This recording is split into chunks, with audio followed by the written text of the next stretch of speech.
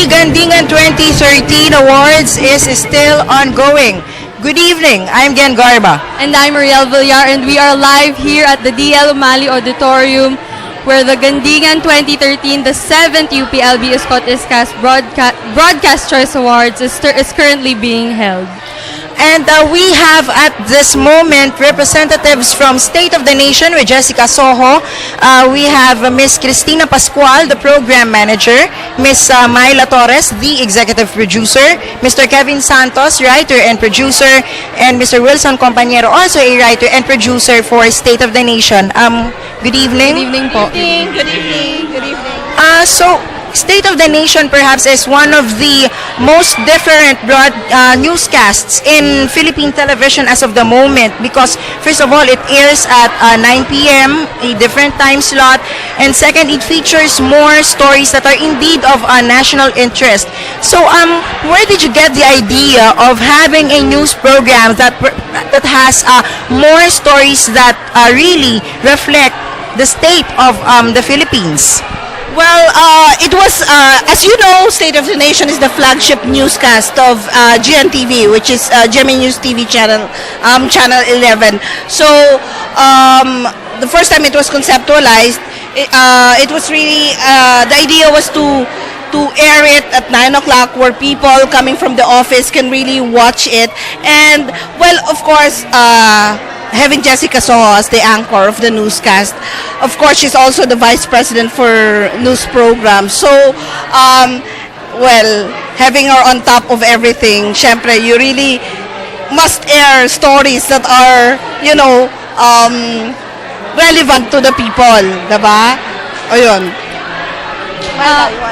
First of all, congratulations po for winning the Best News Program Award. So, what else can we expect from your program, the State of the Nation? As you may all know, of course, our host, Ms. Jessica Soho's strength is interviewing personalities. So, we are working on interviews na exclusive interviews in the future, of course, para mas mapakita pa namin yung strength niya sa interviews. And we're also coming up with a series for the elections.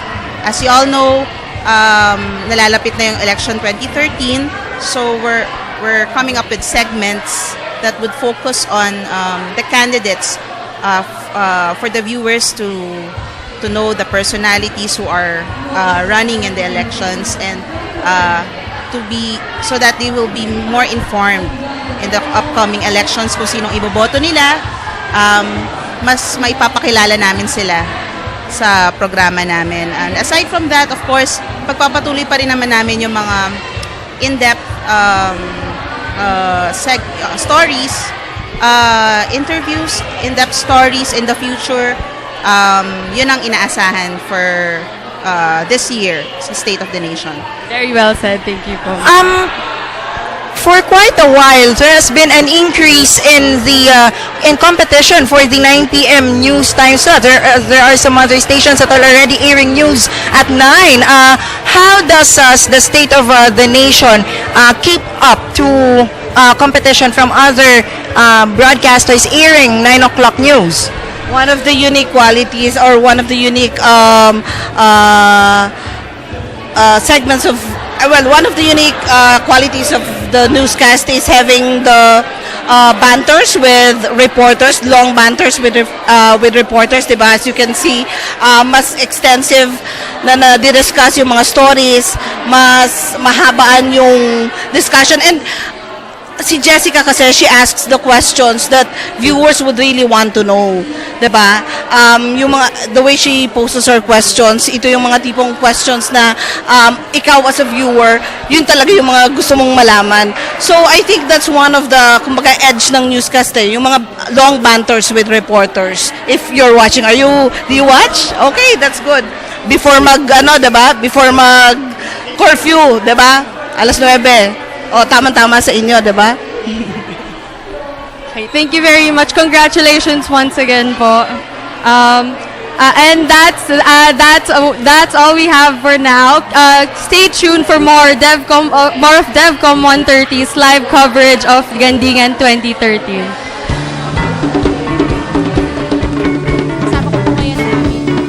All right, good evening, ladies and gentlemen. I'm Joseph. And I'm Gen Garma, and we have here the DJs and other personnel of Barangay LSFM 97.1, which won the Best FM Station Award. All right, so Good evening and first of all, congratulations to everyone for winning the award. Thank you so much. All right, so as probably veteran broadcasters, veteran DJs in the radio, first of all, okay, can you give us? Veteran? You're talking about veteran? Yeah, veterans. Could you guys give us any tips, especially for those who want to go into the business of disc jockeying to FM radio? Study hard, do your homework. Let's ask our dear co-DJ Mama Bell. Mama Bell will answer. Mama Bell. Any tip? Tip. We're live tayo ngayon. Mama Bell, palapakan natin si Mama Bell. Kahit ano daw tip para daw pa sa mga gusto maging DJ. Nasagot ko na. Papadudot na lang, papadudot. Gusto na parang gano'n stories, papadudot. Mag-aral lang kayo mabuti, study hard. Seryoso niyo yung gusto ninyong gawin. For example, if you want na mag-radyo, kailangan maging seryoso kayo sa pag-aaral. And pag may opportunity, grab nyo kaagad, tapos galingan nyo kaagad. Para, alam mo naman, minsan lang yung spotlight sa atin. So pag tumapad sa yung spotlight, di ba, galingan mo na kaagad. Yun lang. And salamat, thank you very much sa UP Los Baños for the award. Alam nyo talagang sobrang, hindi namin makakalimutan to. Maraming salamat sa inyo. LSFM is a station in a format na madaming mga stasyon. Many stations are using a format that's similar to your broadcast format. What makes you different from all the other stations that air the same, almost identical format as your format? Very much what he said. What do you think puts you guys in the edge? And of course, what do you think puts you guys in the running for the next year's Gandingan?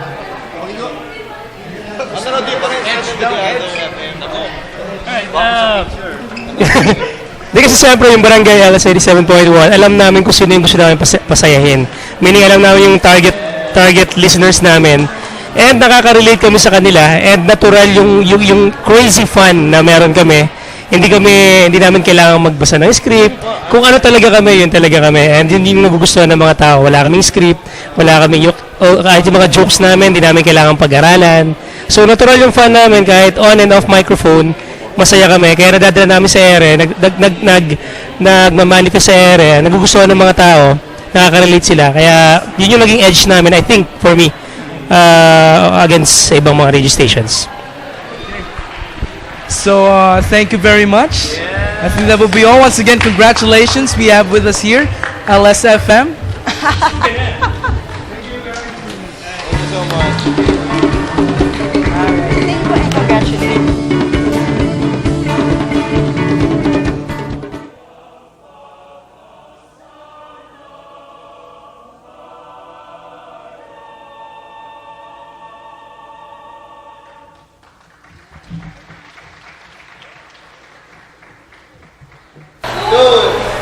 The Gandingan 2013 awarding ceremony has ended with festivity and flair. Good evening, I'm Gen Garma. And I'm Mariel Villar, and we are still live here at the DL O'Malley Auditorium for DevCom 130's Gandingan 2013, the 7th UPLB Isko't Iska's Broadcast Choice Award.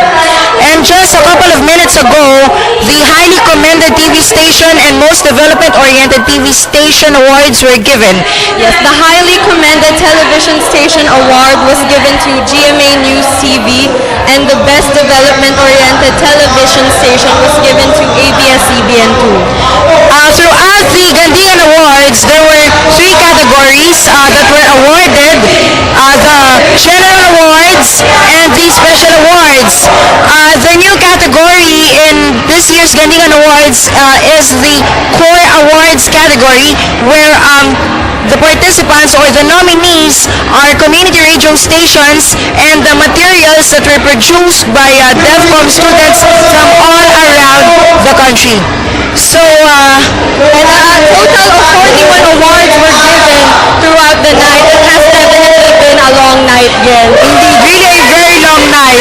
Thank you very much for joining us from 4 p.m. until now. It's almost 12 midnight. Thanks very much for joining us. That's all for this year's DevCom 130's live coverage of Gandingan 2013, the 7th UPLB Isko't Broadcast Choice Awards. I'm Renel Gayan. And I'm Gen Garma. Good night.